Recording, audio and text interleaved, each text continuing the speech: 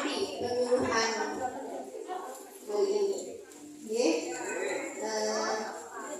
Assalamualaikum warahmatullahi wabarakatuh.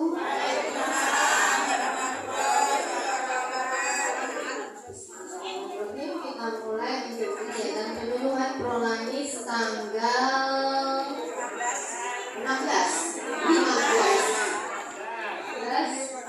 bulan Agustus tahun 2025. Mendekati hari kemerdekaan. Merah-merah kali ya. Cuma kok ada yang pakai kuning tadi? Lupa. Baiklah. Ya, yang penting kita semua merayakan. Hati dan pikiran kita semua maju. Kita memasuki penyuluhan pada hari ini dengan judul stroke pada penderita hipertensi. Banyak yang hipertensi sampai. Sebenarnya ini kelanjutan dari penyuluhan sebelumnya. Tetap dasarnya adalah pembuluh darah, gangguan pada peredaran pembuluh darah, entah itu bentuknya sumbatan atau bentuknya pecah atau hemoragik itu pembuluh darah yang pecah. Mari kita mulai. Tekanan darah tinggi dapat merusak arteri di seluruh tubuh, menciptakan kondisi yang membuat arteri bisa pecah atau tersumbat lebih mudah.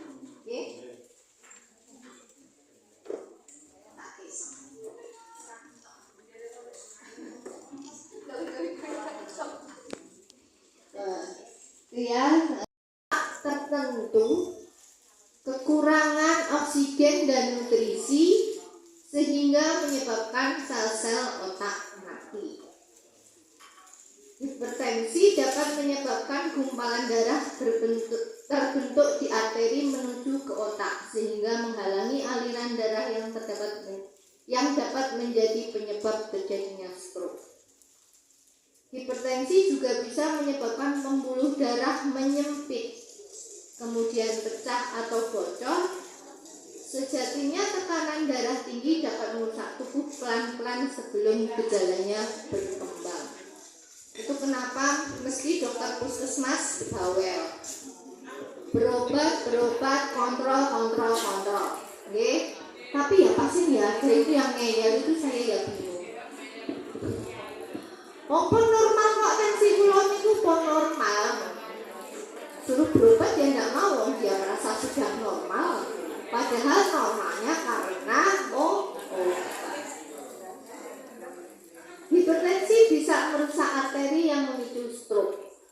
Muternya di sini aja pokoknya.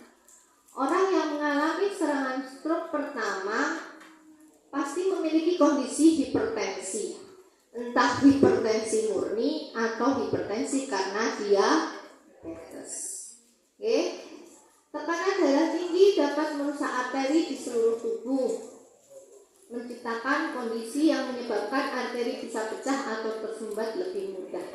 Seperti dulu saya gambarkan ya, kalau tekanan darah tinggi itu kan memang secara setelannya badan, tekanan darah dari jantung itu keras, kuat. Kalau masih muda mungkin pembuluh darahnya masih lentur, bisa mengembang.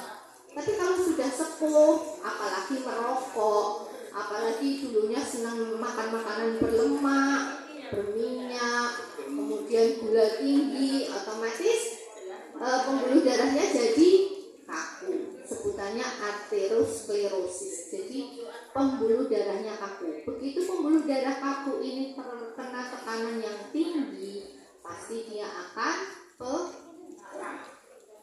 Kalau penyumbatan karena apa? Karena lemak yang tertinggal. Misalnya orang dengan hipertensi, penanganannya bisa konvensional hanya dengan obat, bisa harus operasi, dilihat kondisi pasien dan keparahan sumbatan atau pecahannya.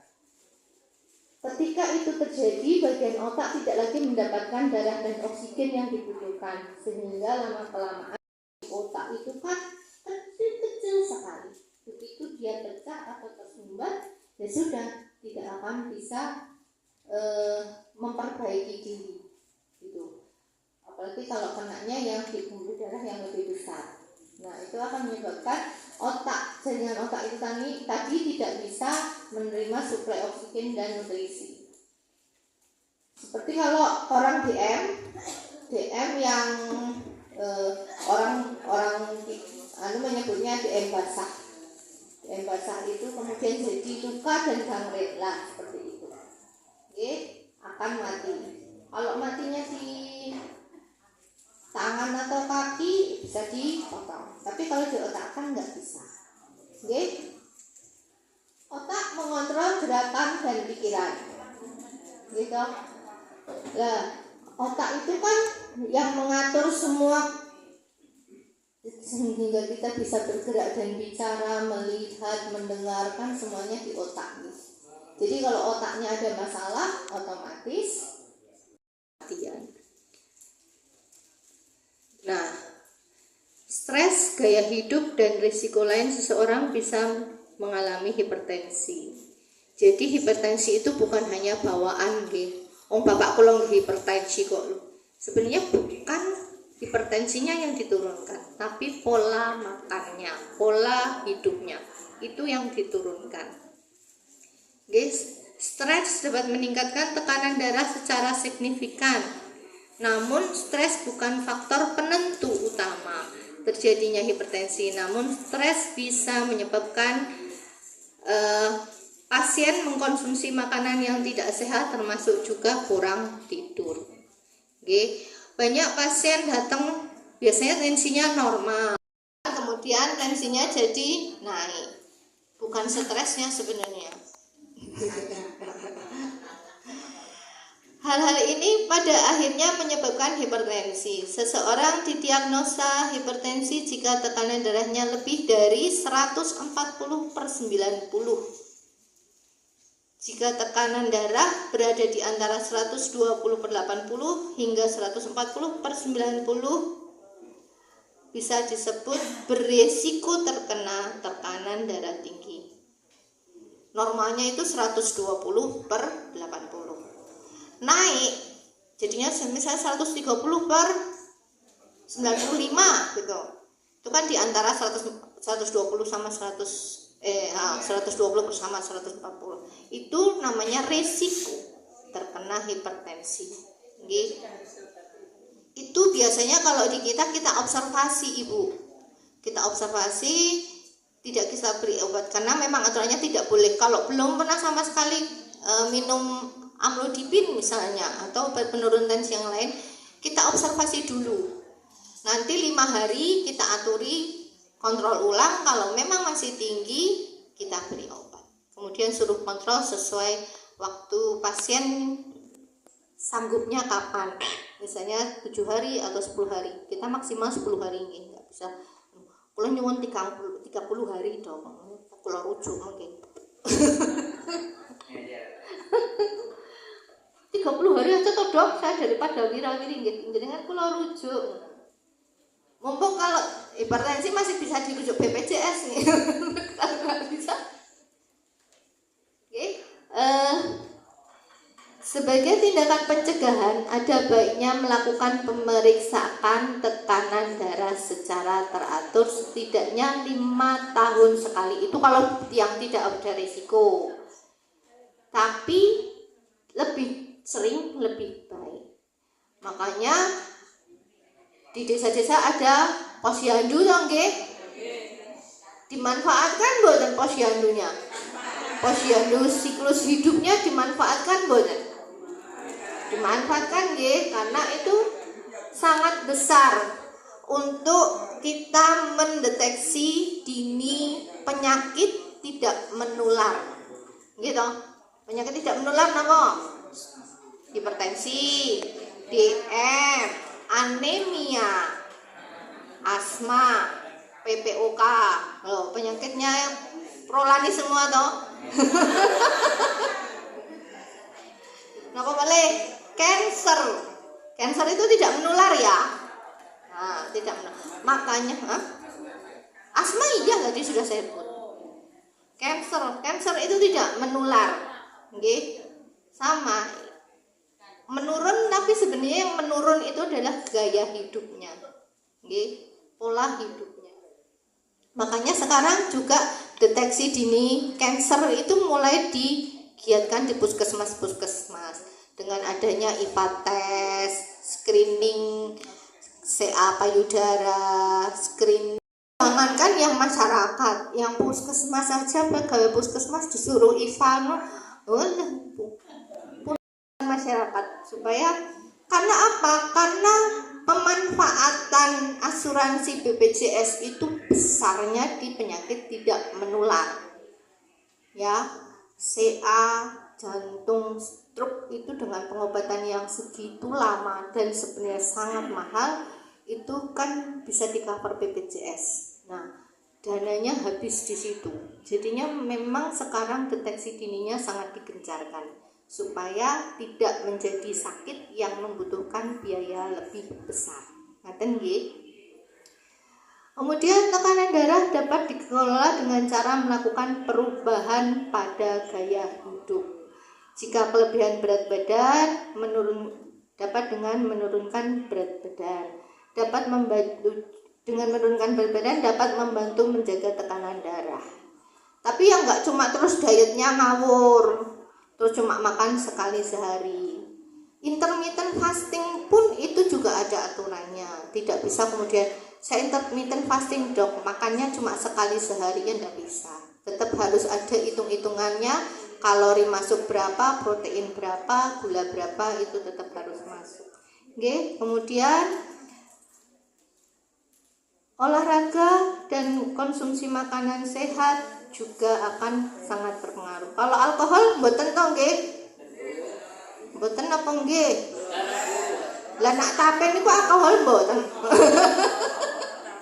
Tapi kan kalau tape alkoholnya adalah tape pohon, tape ketan. Nah, itu malah bagus Bu, karena makanan yang difermentasi sekarang sedang digiatkan untuk diet dan mencegah CA.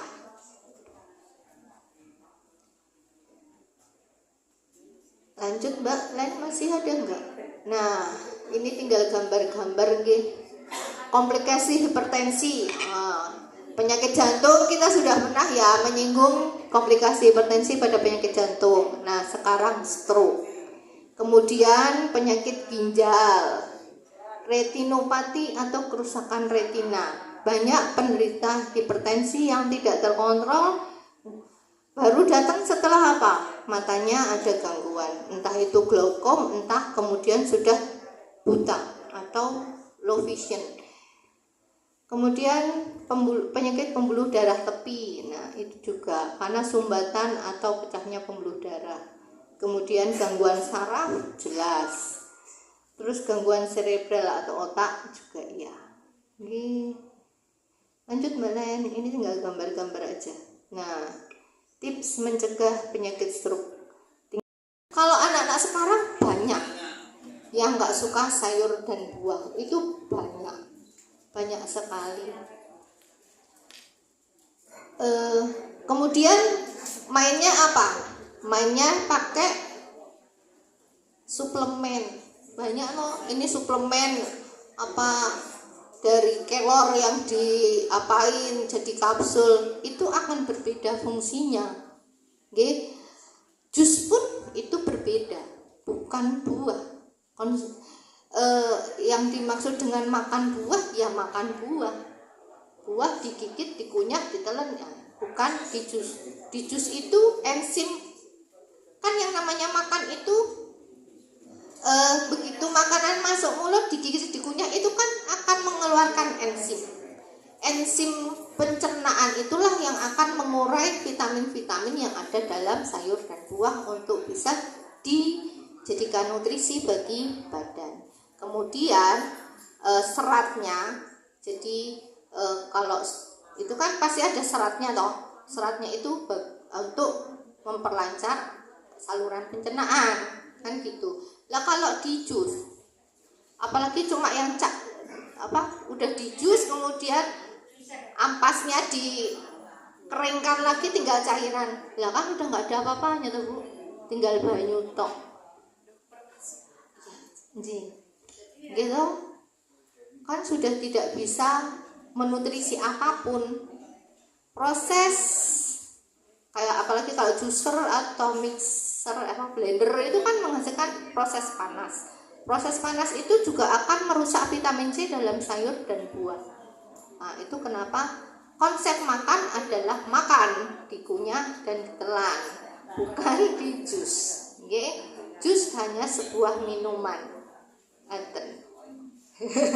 Ya kalau sepuh beda lagi ya, tapi jangan yang cuma tinggal cairan Bu, jadi yang masih ada seratnya, hanya di blender. Bagus blender ya. Kemudian hindari asap rokok. Sinten sing tasih merokok menika? Ayo mengaku. Nah, berolahraga secara teratur.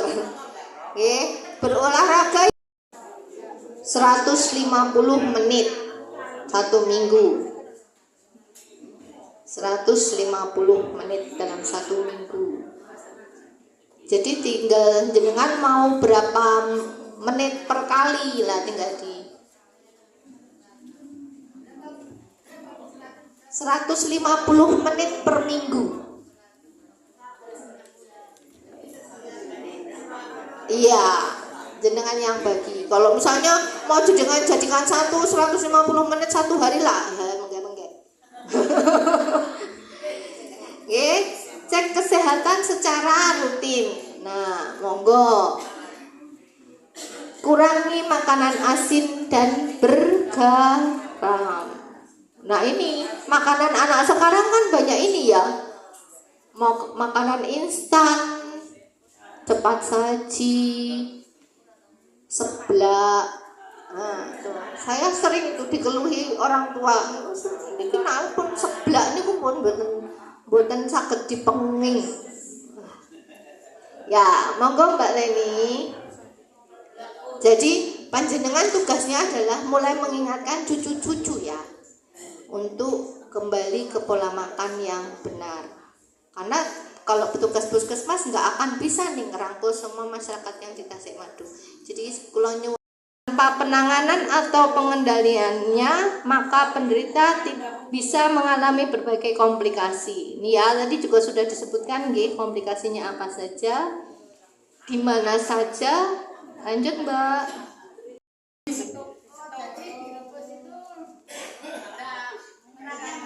Tidak mengurangi, asal tidak sampai lodrok toh. Jadi dipotong-potong, dicuci dulu, dikupas, dicuci, kemudian direbus, dialupi itulah. Ya jangan bentuk besar-besar, pokok besar-besar, nanti kan butuh waktu yang lama. Jadi dipotong-potong agak kecil, dengan makannya kan juga jangan sampai lodrok juga. Kalau lodrok ya pasti akan rusak semuanya. Jadi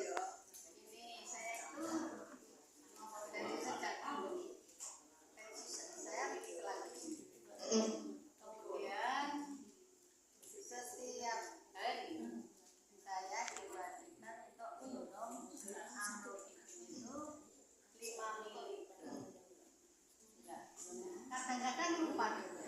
Kalau lupa itu terus tensinya 145 itu sudah bagaimana itu.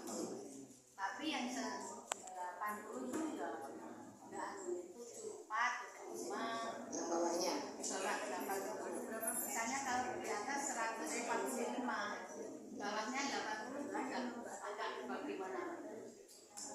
Yang normal itu di bawah 100, kemudian bawahnya 92. Kadang-kadang itu seperti tadi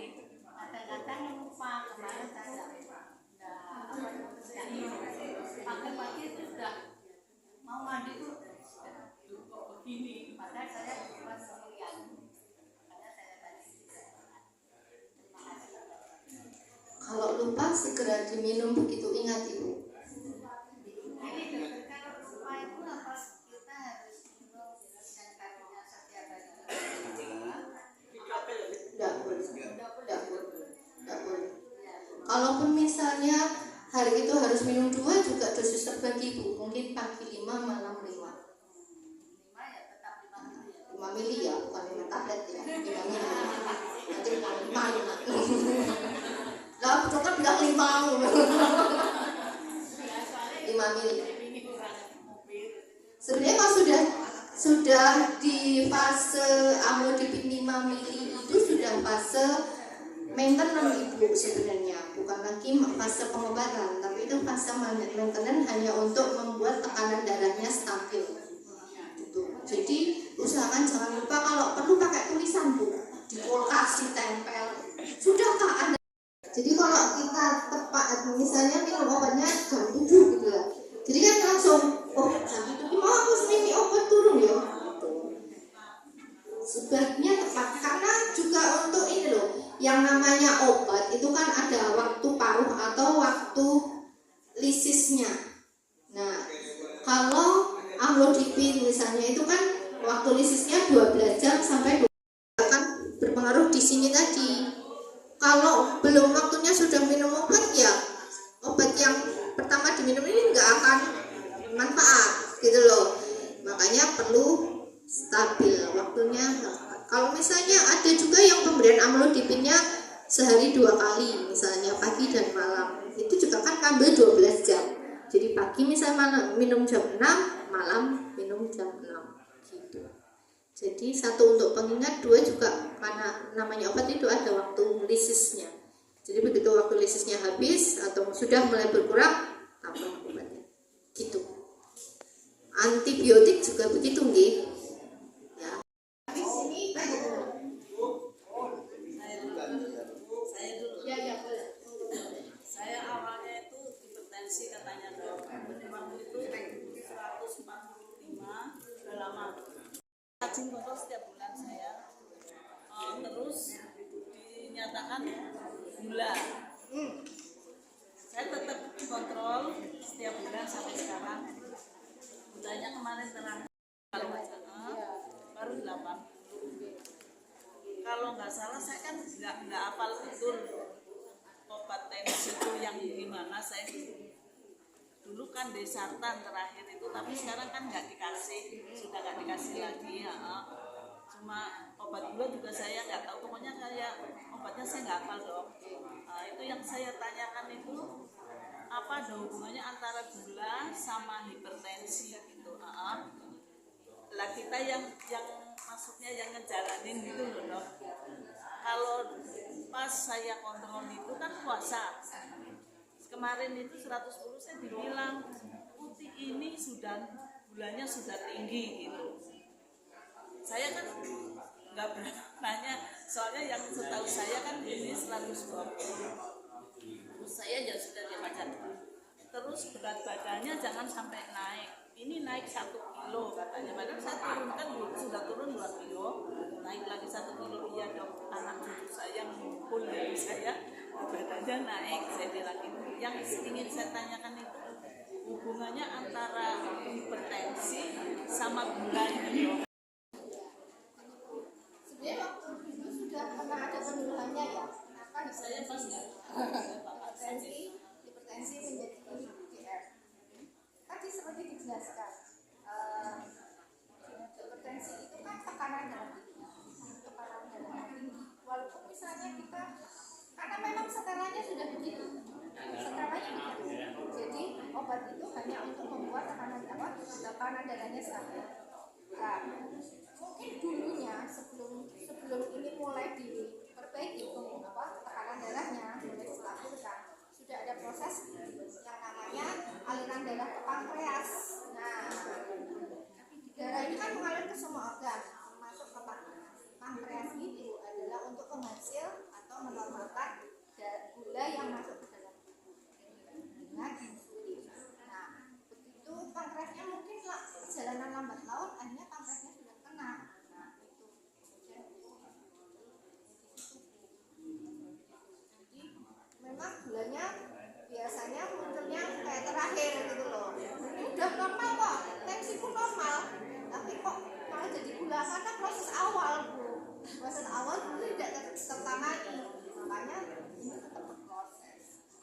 Mungkin jenengan kemudian daharnya juga orang asing kok. Aku hipertensi dan gulanya tetap halus.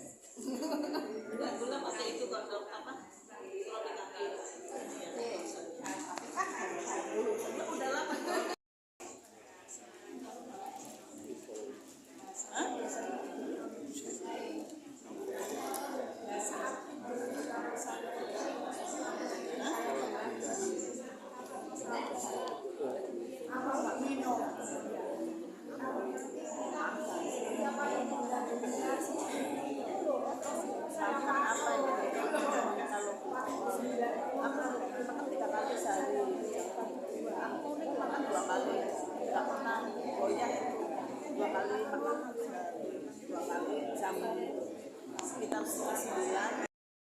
kita monggo Pak. Lah ini masih ada yang mau bertanya gimana?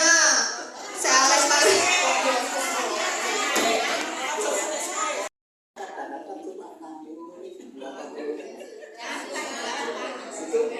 Saya harus makan apa untuk bisa mengejar angka gula laku. Itu satu. Yang kedua, kalau makanan diabetes di dalam kulkas itu khasiatnya berubah nggak Bu?